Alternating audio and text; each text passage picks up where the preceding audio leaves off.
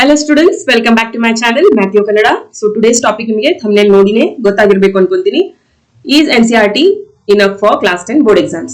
ತುಂಬಾ ಜನ ಸ್ಟೂಡೆಂಟ್ಸ್ ಗೆ ಕ್ಲಾಸ್ 10 ಗೆ ಬಂದಾಗಿನಿಂದ ಡೌಟ್ ಇರುತ್ತೆ. ಬರೀ NCERT ಬುಕ್ಸ್ ಮಾಡೋದ್ರಿಂದ ನಾವು ಬೋರ್ಡ್ ಎಕ್ಸಾಮ್ಸ್ ಅಲ್ಲಿ ಗುಡ್ ಮಾರ್ಕ್ಸ್ ನ ಸ್ಕೋರ್ ಮಾಡಬಹುದಾ ಇಲ್ವಾ ಅಂತ. ಸೊ ನೋಡೋಣ, ಎರಡನ್ನೂ ನೋಡೋಣ, ಮಾಡಬಹುದಾ ಅಥವಾ ಇಲ್ಲ ಅಂತ. ಓಕೆನಾ? ಸೊ ಫಸ್ಟ್ ಗೆ ನೋಡಿ, NCERT books enough for subjects like science, SST, so other subjects SST ಹೊರತು ಮತ್ತೆ ಬೇರೆ ಬೇರೆ ಸಬ್ಜೆಕ್ಟ್ಸ್ ಇರುತ್ತಲ್ಲ ನಿಮ್ಗೆ, ಸೊ ಅದೆಲ್ಲದಕ್ಕೂ ನೀವು ಬರೀ NCERT ಬುಕ್ಸ್ ಅನ್ನ ರೆಫರ್ ಮಾಡಿದ್ರೆ ಸಾಕು. ಯಾಕೆ ಅಂದ್ರೆ NCERT ಬುಕ್ಸ್ ಏನಿದೆ ನಿಮ್ಮ ಕರಿಕ್ಯುಲಮ್ ನ ಕೋರ್ ಪಾರ್ಟ್. ಓಕೆನಾ? ಮೇನ್ ನಿಮ್ಮ CBSE ಬೋರ್ಡ್ ಏನ್ ರೆಫರ್ ಮಾಡುತ್ತೆ ಸಿಲೆಬಸ್ ಅನ್ನ, ಸೊ ಅದೆಲ್ಲಾನು NCERT ಏನ್ ಮಾಡುತ್ತೆ, ಕವರ್ ಮಾಡುತ್ತೆ. ಸೊ ಅದಕ್ಕೆ ನೀವು NCERT ಬುಕ್ಸ್ ಅನ್ನ ರೆಫರ್ ಮಾಡ್ಲೇಬೇಕು. ಸೊ NCERT ಬುಕ್ಸ್ ಏನಾಗುತ್ತೆ, provide clear concepts making them sufficient for boards. ನಿಮ್ಗೆ ಬೋರ್ಡ್ಸ್ ಗೆ ರೆಡಿ ಆಗೋ ತರ ಎಲ್ಲಾ ಸಬ್ಜೆಕ್ಟ್ಸ್ ನ ಅಥವಾ ಕಾನ್ಸೆಪ್ಟ್ಸ್ ನ ಏನ್ ಮಾಡುತ್ತೆ, ಚೆನ್ನಾಗಿ ಕವರ್ ಅಪ್ ಮಾಡುತ್ತೆ.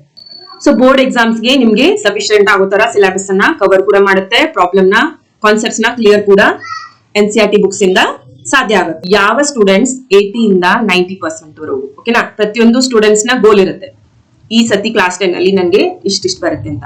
ಕೆಲವೊಂದು ಸ್ಟೂಡೆಂಟ್ಸ್ ಅನ್ಕೊಂಡಿರ್ತಾರೆ ಪಾಸ್ ಆದ್ರೆ ಸಾಕಪ್ಪ ಅಂತ. ಸೊ ಇನ್ನು ಕೆಲವೊಂದು ಸ್ಟೂಡೆಂಟ್ಸ್ ಗೋಲ್ ಇಟ್ಕೊಂಡಿರ್ತಾರೆ ಅಲ್ವಾ. ಈಗ ಏನೋ ಅವರು ನಾರ್ಮಲ್ ಕ್ಲಾಸ್ ಅಲ್ಲಿ ಸ್ಕೋರ್ ಮಾಡ್ತಾ ಇರ್ತಾರೋ, ಆಬ್ವಿಯಸ್ಲಿ ಅದಕ್ಕಿಂತ ಜಾಸ್ತಿನೇ ಹೋಪ್ ಇಟ್ಕೊಂಡಿರ್ತಾರೆ, ಹಾಗೆ ಒಂದು ಗೋಲ್ ಇಟ್ಕೊಂಡಿರ್ತಾರೆ. ಓಕೆನಾ? ಸೊ ಇಷ್ಟು ನಾನು ಈ ಸತಿ ಕ್ಲಾಸ್ 10 ಅಲ್ಲಿ ಸ್ಕೋರ್ ಮಾಡ್ಲೇಬೇಕು ಅಂತ. ಸೊ ಎಲ್ಲಾ ರಿಲೇಟಿವ್ಸ್ ಕೂಡ ನಿಮ್ಗೆ ಈಗಾಗಲೇ ಟೆನ್ಷನ್ ಕೊಡೋದಕ್ಕೆ ಶುರು ಮಾಡಿರ್ತಾರೆ. ಸೊ ಕ್ಲಾಸ್ 10 ಅಂತ ಗೊತ್ತಾದ ತಕ್ಷಣ ಫಸ್ಟ್ ಕ್ವೆಶ್ಚನ್ ಅವ್ರು ಕೇಳೋದು, ಕ್ಲಾಸ್ 10 ಗೆ ಪ್ರಿಪರೇಷನ್ ಹೇಗ್ ನಡೀತಾ ಇದೆ, ಬೋರ್ಡ್ ಎಕ್ಸಾಮ್ಸ್ ಗೆ ಪ್ರಿಪರೇಷನ್ ಯಾವ ತರ ಮಾಡ್ಕೋತಾ ಇದೆಯಾ ಅಂತ ಅಲ್ವಾ. ಸೊ ಸ್ಟೂಡೆಂಟ್ಸ್ ಏನ್ ಮಾಡ್ತಾರೆ, ಅವರವರ ಕೆಪಾಸಿಟಿ ಅಂದ್ರೆ ಯಾವ ತರ ಅವ್ರಿಗೆ ಸಾಧ್ಯ ಆಗುತ್ತೋ, ಎಷ್ಟು ಸಾಧ್ಯ ಆಗುತ್ತೋ ಅಷ್ಟಷ್ಟು ಅವರು ಗೋಲ್ ಅನ್ನ ಸೆಟ್ ಮಾಡಿ ಇಟ್ಕೊಂಡ್ಬಿಟ್ಟಿರ್ತಾರೆ. ಓಕೆನಾ? ಕ್ಲಾಸ್ 10 ಅಲ್ಲಿ ಈ ಸತಿ ಇಷ್ಟಂತೂ ನಾನು ಸ್ಕೋರ್ ಮಾಡ್ಲೇಬೇಕಪ್ಪ, ಇಷ್ಟಂತೂ ನನ್ನಿಂದ ಸಾಧ್ಯ ಇದೆ, ಸೊ ಇಷ್ಟಂತೂ ನಾನು ಮಾಡ್ಲೇಬೇಕು ಅಂತ ಒಂದು ಗೋಲ್ ಅನ್ನ ಸೆಟ್ ಮಾಡಿ ಇಟ್ಕೊಂಡಿರ್ತಾರೆ.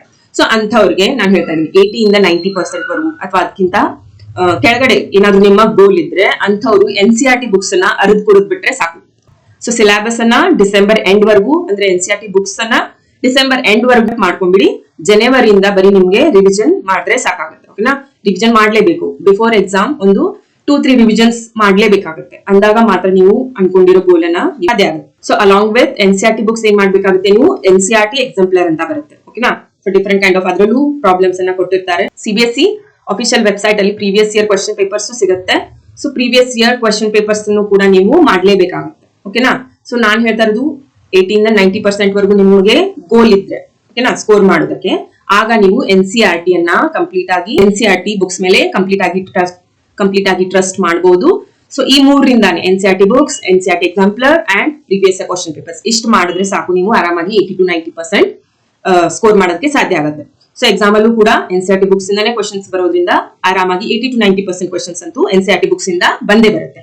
ಸೊ ಇನ್ನ ಎಕ್ಸೆಪ್ಷನಲ್ ಕೇಸ್ ನ ಸ್ಟಡಿ ಮಾಡೋಣ. ಸೊ ನೋಡಿ, ಮ್ಯಾಥ್ಸ್ ಅಂತ subject, maths is a vast subject. So ನೀವು ಎಷ್ಟೇ ಪ್ರಾಬ್ಲಮ್ಸ್, ಎಷ್ಟೇ ಕೈಂಡ್ ಆಫ್ ಪ್ರಾಬ್ಲಮ್ಸ್ ಅನ್ನ ಸಾಲ್ವ್ ಮಾಡಿದ್ರು ಕೂಡ ಮತ್ತೆ ಎಕ್ಸಾಮ್ ಅಲ್ಲಿ ಬೇರೆ ತರದ ಕ್ವೆಶ್ಚನ್ಸ್ ಅನ್ನೇ ಕೇಳ್ಬಿಟ್ಟಿರ್ತಾರೆ ಅಲ್ವಾ.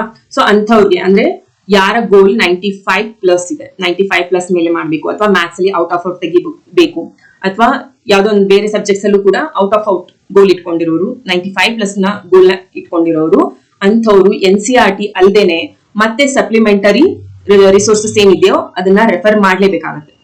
ಓಕೆನಾ? ಯಾಕೆಂದ್ರೆ ಮ್ಯಾಥ್ಸ್ ಅಲ್ಲಿ ವಾಸ್ಟ್ ಆಗಿರೋದ್ರಿಂದ ಡಿಫ್ರೆಂಟ್ ಕೈಂಡ್ ಆಫ್ ಏನಾಗುತ್ತೆ, ಪ್ರಾಬ್ಲಮ್ಸ್ ಬರುತ್ತೆ. ಕೆಲವೊಂದು ಪ್ರಾಬ್ಲಮ್ಸ್ ಅನ್ನ NCERT ಬುಕ್ ಅವರು ಇನ್ ಡೆಪ್ತ್ ಆಗಿ ಎಕ್ಸ್ಪ್ಲನೇಷನ್ ಇರಲ್ಲ NCERT ಬುಕ್ಸ್ ಅಲ್ಲಿ. ಓಕೆ? ಸೊ ಸ್ಟೂಡೆಂಟ್ಸ್ ಏನಾಗುತ್ತೆ, ಚಾಲೆಂಜ್ ನ ಫೇಸ್ ಮಾಡ್ತಾರೆ.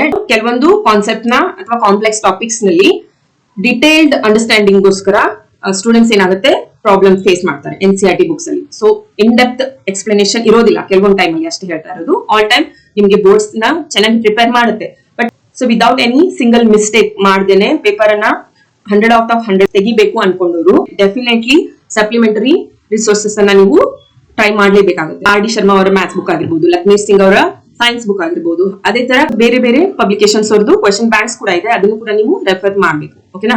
ಸೊ ಯಾರು 100 out of 100 ಮಾಡ್ಬೇಕು ಅನ್ಕೊಂಡಿದ್ರು.